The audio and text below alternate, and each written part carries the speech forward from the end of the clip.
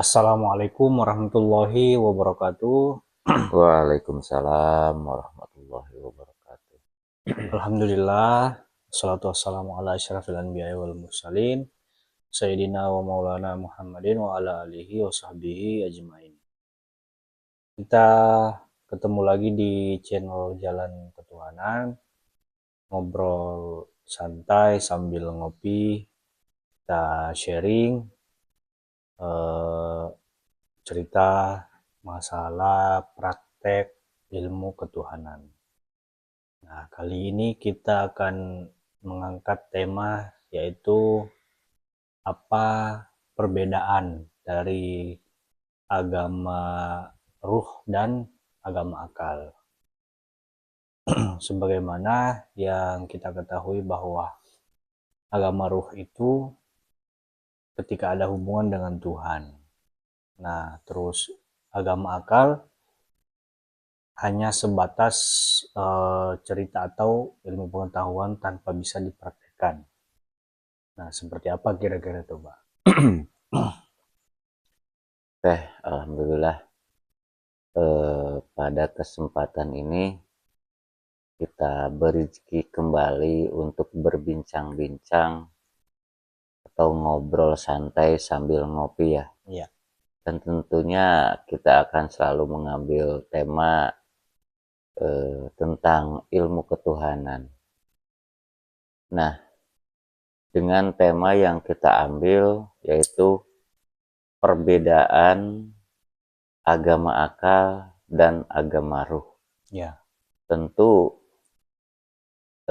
agama akal dan agama ruh itu ada di dua dimensi yang berbeda.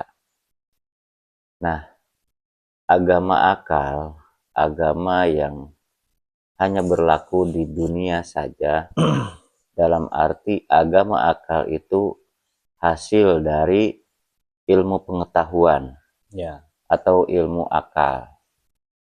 Nah, sedangkan agama ruh adalah agama akhirat atau bisa disebut agama langit. Nah, agama ruh itu agama yang selalu ada di jalan keruhanian. Ya. Karena agama itu memang hanya tentang ruh dan menghubungkan ruh dengan yang maha ruh. Nah, itu antara bedanya agama akal dengan agama ruh. Bagaimana di dunia ini bisa disebutnya dengan agama akal? Karena banyak yang disampaikan para pemuka agama itu hasil dari pengetahuan atau hasil dari pemikiran akal. Dalam arti pengetahuan itu didapat dari cerita. Baik itu cerita berupa tulisan ataupun berupa lisan tanpa dipraktekkan dan dibuktikan agar bisa mengalami sendiri. Ya.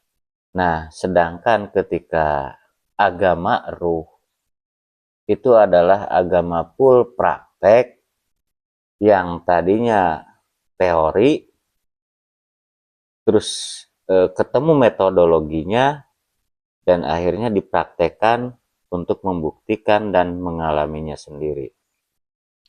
Tentu ketika kita ingin mempraktekkan agama ruh, kembali lagi kita mesti punya pembimbing, yaitu guru ruh atau guru ruhani.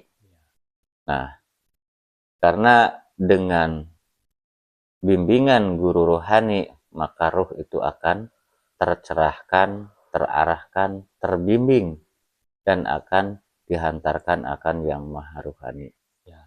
Tentunya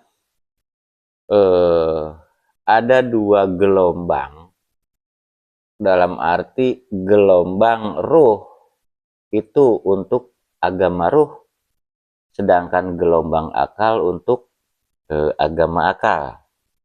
Nah, gelombang ruh itu yang seperti apa? Ya.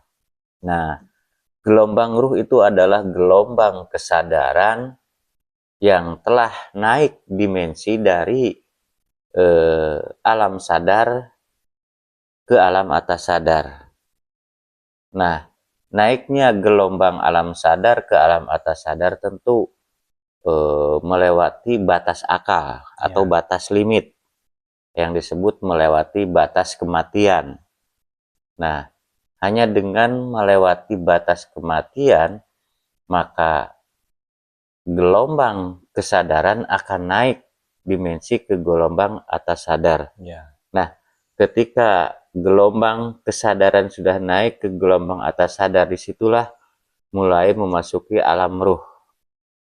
Nah, karena gelombang atas sadar pun berlapis-lapis yang ujungnya alam maha sadar atau gelombang ultra sadar.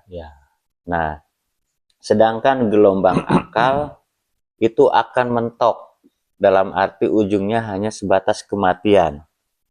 Nah, bahayanya lagi ketika dari gelombang sadar atau gelombang kesadaran malah turun ke gelombang alam bawah sadar, Mas. Nah, karena dengan turunnya gelombang dari gelombang alam sadar ke alam bawah sadar, justru itu menjauhkan diri dari Allah Subhanahu wa Ta'ala. Bukan malah mendekat, Pak. Bukan malah mendekat. Nah, di gelombang alam bawah sadar itulah yang disebut gelombang impra. Nah, makanya banyak yang terjebak para pelaku spiritual yang dianggapnya naik ke alam atas sadar, justru malah turun ke alam bawah sadar. Nah, karena di alam bawah sadar itulah tempatnya gelombang infrasonor yang akan membuat keinginan-keinginan itu terwujud. Baik itu tentang kesuksesan, karomah, hikmah, kesaktian, dan lain sebagainya. Nah, dianggapnya itu adalah gelombang Tuhan. Padahal itu selain dari gelombang Tuhan, yaitu gelombang iblis. Makanya pentingnya kita mengenal tentang gelombang Tuhan atau channel Allah itu sendiri. Nah, karena kalau tidak mengetahui tentang gelombang Tuhan, justru kita akan masuk ke gelombang iblis. Karena gelombang iblis pun sangat halus.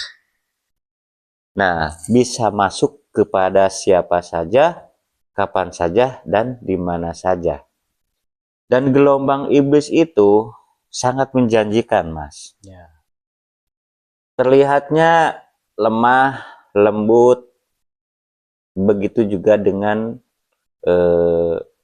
menjanjikan. Nah, makanya banyak yang terpelintir dengan kelemah lembutan dan janji-janji yang meyakinkan.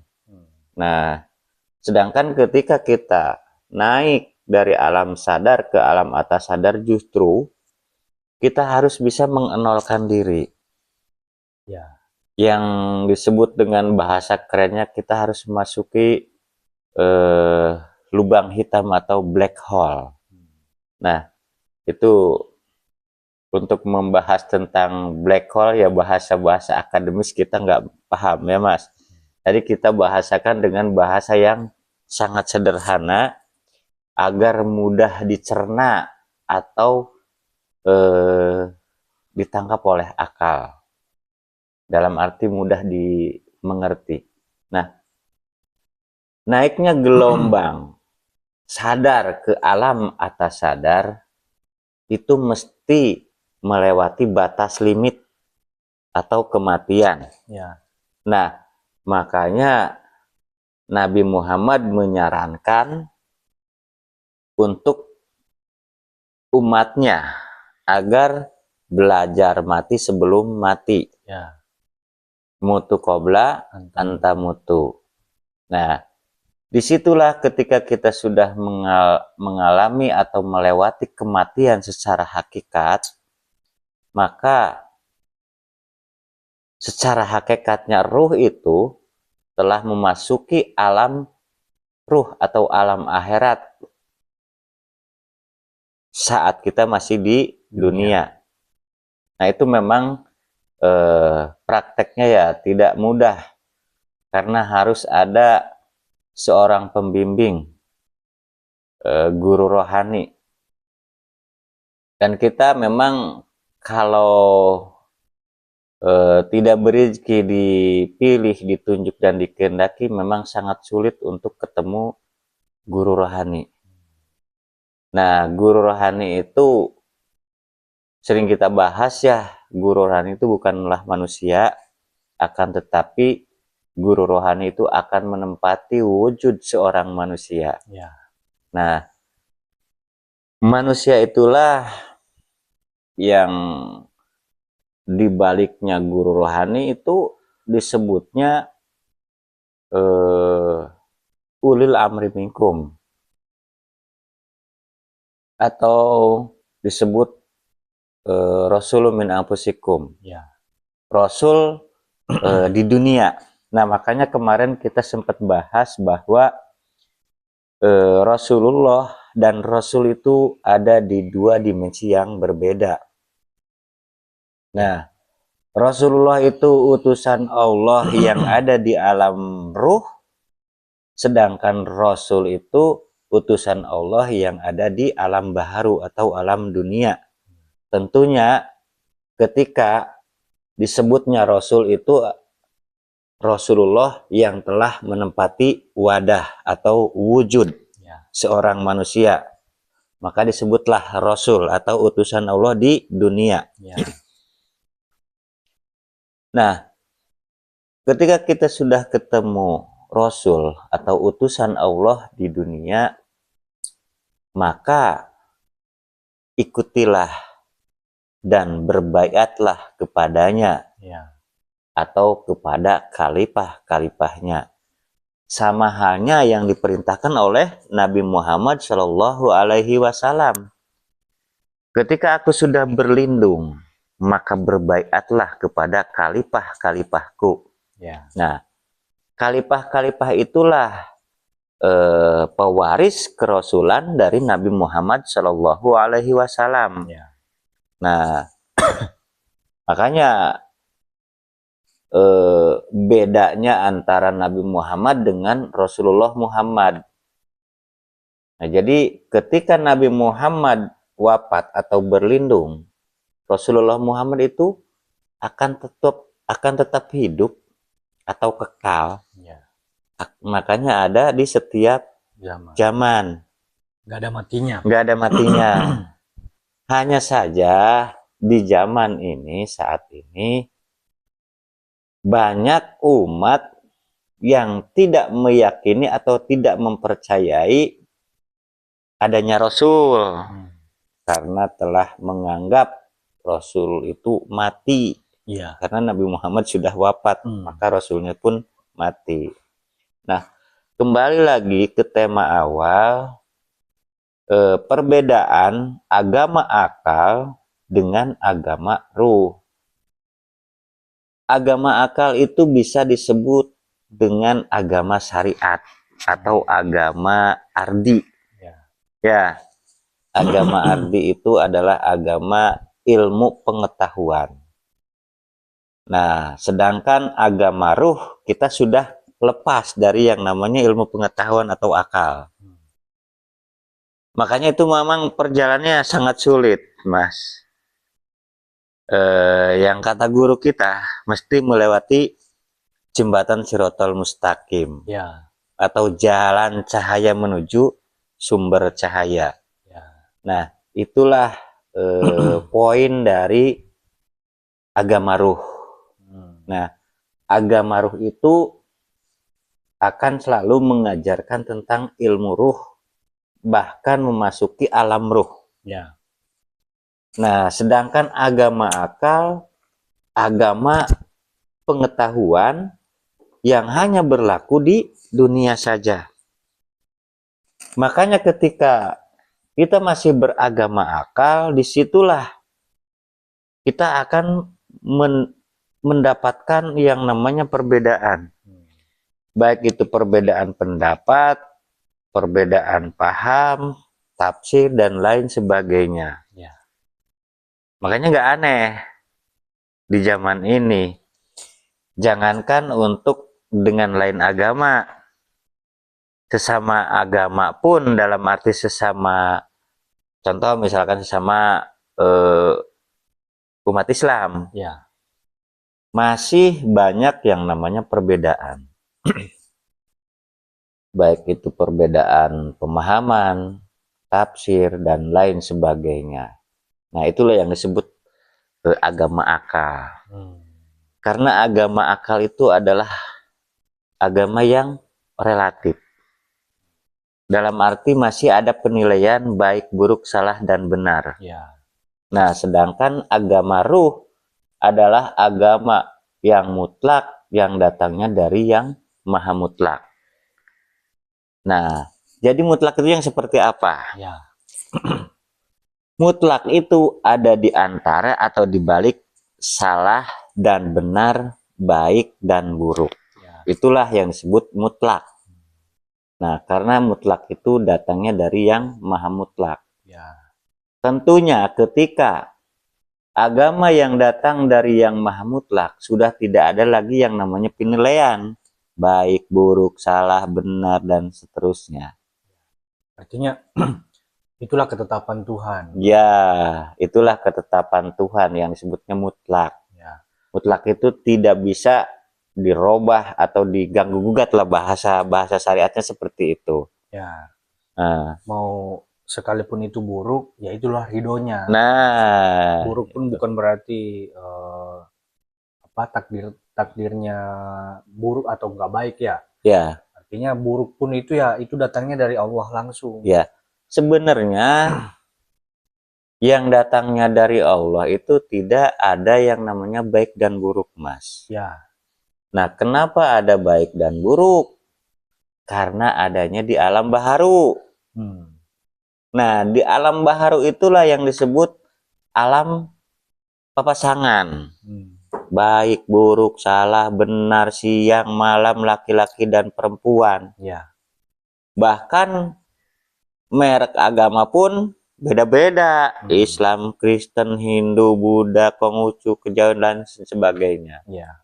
Nah, itulah ketika kita hanya mentok di agama akal atau agama dunia atau agama syariat, maka disitulah akan terjadi yang namanya perbedaan. Ya. Nah, sedangkan ruh atau agama ruh sudah tidak ada lagi yang namanya perbedaan.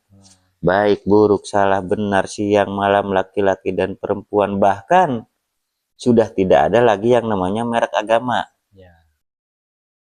Islam, Hindu, Buddha, Kristen. Ya. Karena ruh di hadapan yang maha ruh itu sama. Makanya sering kita mendengar di hadapan Tuhan kita itu sama. Ya. Jadi yang sama itu apa? Ya ruh. Karena ruh itu tidak ada perbedaan. Ya. Tidak ada jenis kelamin. Makanya ketika ruh kita ya sudah memasuki alam ruh, kita tidak akan bisa membedakan mana ruhnya Mas Andi, Ya. mana ruhnya saya. Betul.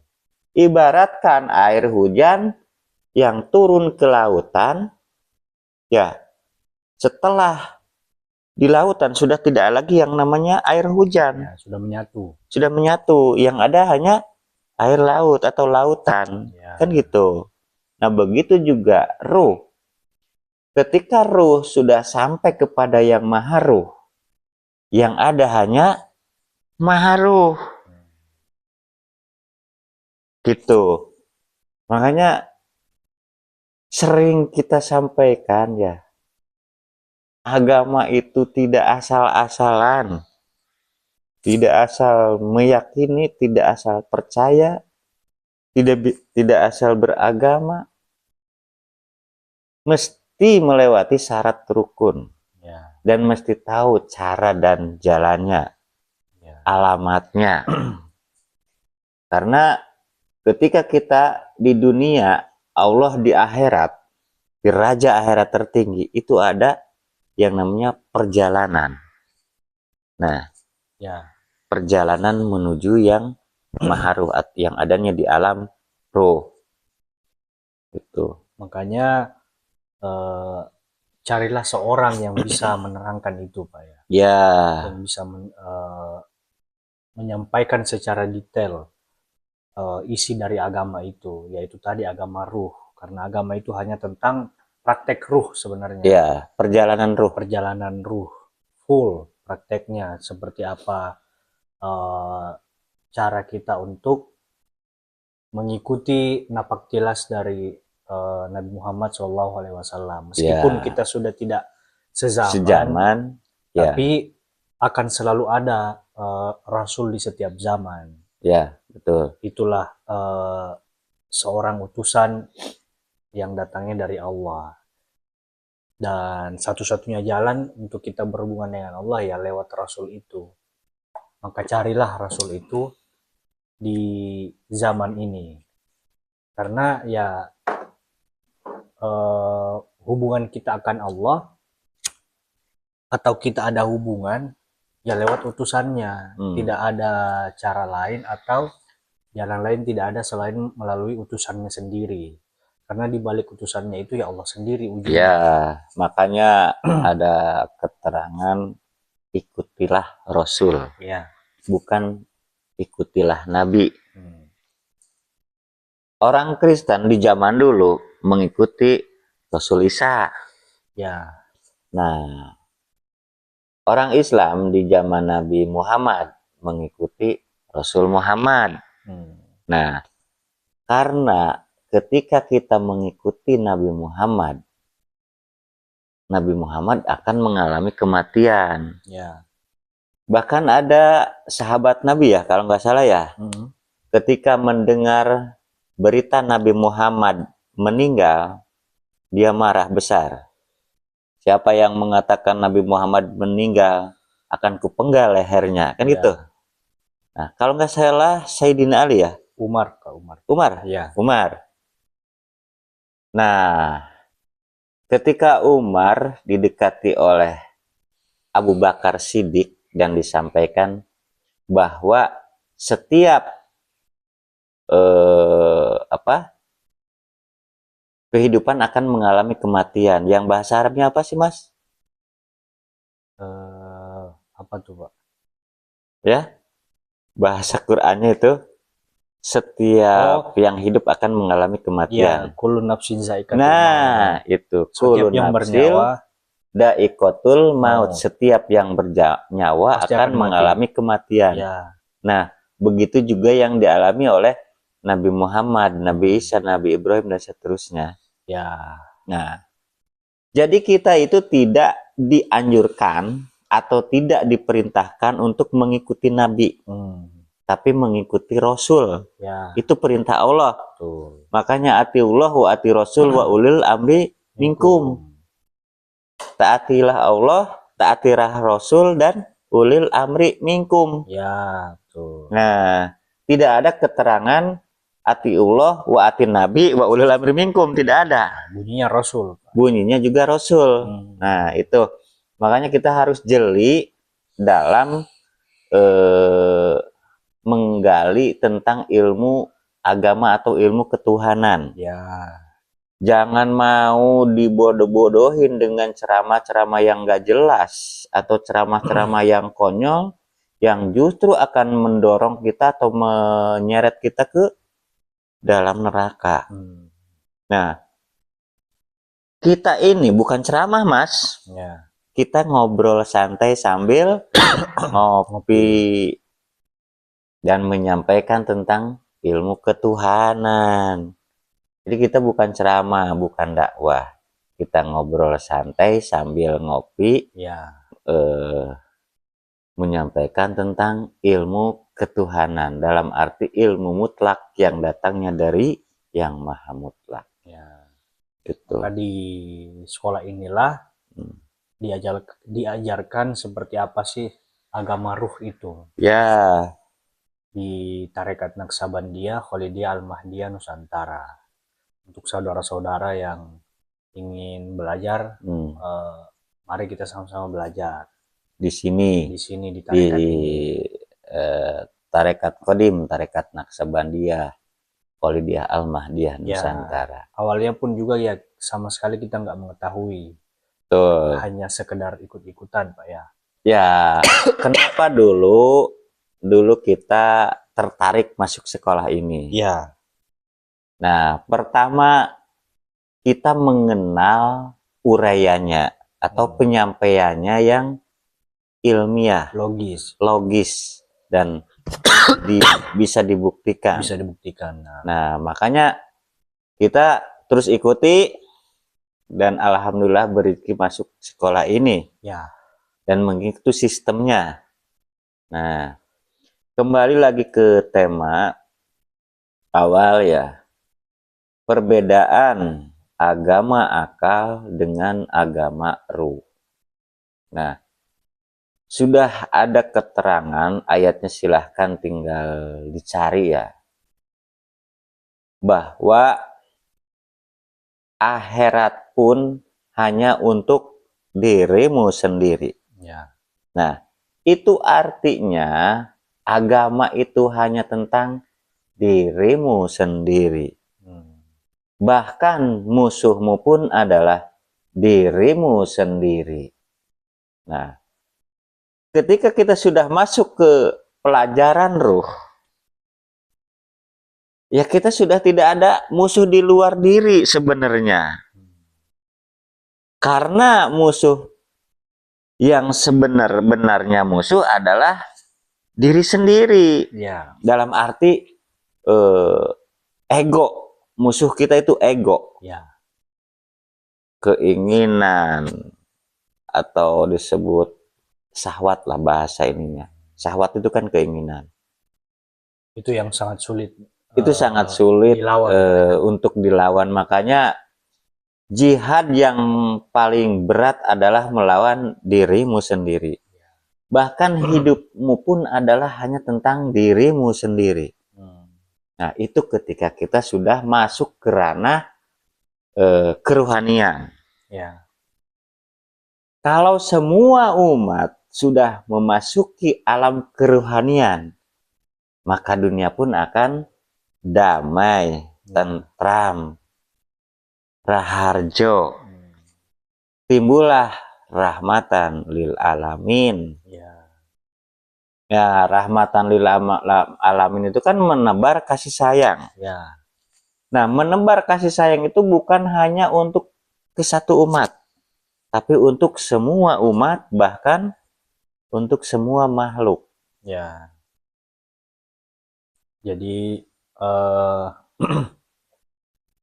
untuk saudara-saudara ya jangan mau hanya sekedar mendengarkan cerita dari pendakwah di luar sana yang tidak bisa menunjukkan jalan ya, atau praktek agama seperti apa. Padahal sebenarnya itu yang mesti kita cari. Ya, betul. Seperti apa praktek agama itu. Tidak cukup hanya dengan cerita atau diceritakan dengan ayat-ayat tanpa kita bisa membuktikan sendiri. Betul, betul. Nah, karena ya itu tadi yang dijelaskan bahwa ruhani itu ya urusan kita sendiri, meskipun ruh itu urusan Tuhan. Tapi kalau ruh kita ya urusan kita sendiri. Ya, betul. Bagaimana ketika sudah ajal kita sudah tiba, nah yang jadi masalah apakah ruh kita itu bisa kembali kepada Allah atau yang maha ruh. Nah, itu yang mesti kita pelajari, yang mesti kita tahu sewaktu kita masih hidup di dunia. Ya, betul. Maka pentingnya kita untuk belajar ya, mengetahui metodologi agama seperti apa, praktek agama itu bagaimana, caranya bagaimana. Ya. Ada rukun syarat jalan dan caranya yang mesti wajib kita ketahui dan kita ikuti. Kira-kira begitu Pak ya. Betul. Nah, apa kesimpulan terakhir nih Pak? Jadi Ya, saran kita ya, jangan hanya mentok di syariat. Ya, sebagaimana syair tanpa waton dari Bagus Dur Iya, ya. kalau kita hanya mentok di syariat, itu ujung-ujungnya akan cilaka atau celaka. Ya, Nah, makanya sebenarnya sudah banyak yang mengetahui tingkatan-tingkatan ilmu Islam itu. ya, Syariat, tarekat, hakikat, makrifat. Nah, syariat itu adalah undang-undang dunia. ya, Nah, undang-undang dunia itu agar apa ya, terlihat rapih lah, terlihat rapih. Undang-undang dunia dan hanya berlaku di dunia saja. ya, Nah, ketika kita sudah naik ke makom tarekat, itu kita sudah ada di perjalanan untuk mencapai tujuan, yaitu kembali kepada Tuhan. ya, Nah, hakikatnya itu isinya. Nah, ketika kita sudah tahu isinya, maka disitulah kita akan mencapai makom ma'rifatullah. Nah, makanya kita jangan mentok di syariat. Sudah kita sampaikan beberapa kali ya, dunia ini adalah tempat untuk belajar. Maka belajarlah dan terus belajar sampai dari puncak pembelajaran itu sendiri. ya, Jadi jangan mentok di satu pemahaman. Maka ada istilah tuntutlah ilmu sampai ke negeri Cina. Mungkin ya, ya, intinya ya mohon maaf ya Mas Andi, akan ya, saya tambahkan lagi dalam arti kita harus bisa membedakan mana agama ruh dan mana agama akal. ya, Nah, agama ruh itu telah kita sampaikan poin-poinnya, dan agama akal pun telah kita sampaikan poin-poinnya. ya, Sekalipun misalkan nih di luar sana ada yang terpahamkan ya, tanpa mau mempraktekkan, itu pun sama, hanya akan menjadi sebatas ya, pengetahuan. ya, Ilmu teori tanpa dipraktekkan, semuanya akan menjadi sebatas pengetahuan. ya, Nah, disinilah di sekolah ini, di Tarekat Kodim, Tarekat Naksabandiyah Kholidiyah Al-Mahdiyah, full praktek. ya, Agar apa? Agar kita bisa membuktikan dan mengalaminya sendiri. Itulah yang disebut makom hakul yakin. ya. Mungkin itu, Mas. Jadi kita pun menyampaikan ini tidak cukup sebenarnya ya. Harus saudara-saudara membuktikan sendiri, Ya, mengalami sendiri, baru tahu seperti apa agama yang sebenarnya. Ya, kira-kira itulah mungkin sedikit perbincangan kita pada. sedikit lagi, Mas. Ya, Akan saya tambahkan. silakan. Jangan melihat siapa yang menyampaikan dan jangan pernah melihat bagaimana cara menyampaikan. Ya, Tapi maknailah apa yang disampaikan. Itulah potensi atau kodimnya. ya. Demikianlah perbincangan ngobrol santai kita pada kesempatan kali ini. Kita akan bertemu lagi di kesempatan yang berikutnya, tentu dengan tema yang berbeda. Billahi anta maksudi, waridok kamatlubi. Wassalamualaikum warahmatullahi wabarakatuh. Waalaikumsalam warahmatullahi wabarakatuh.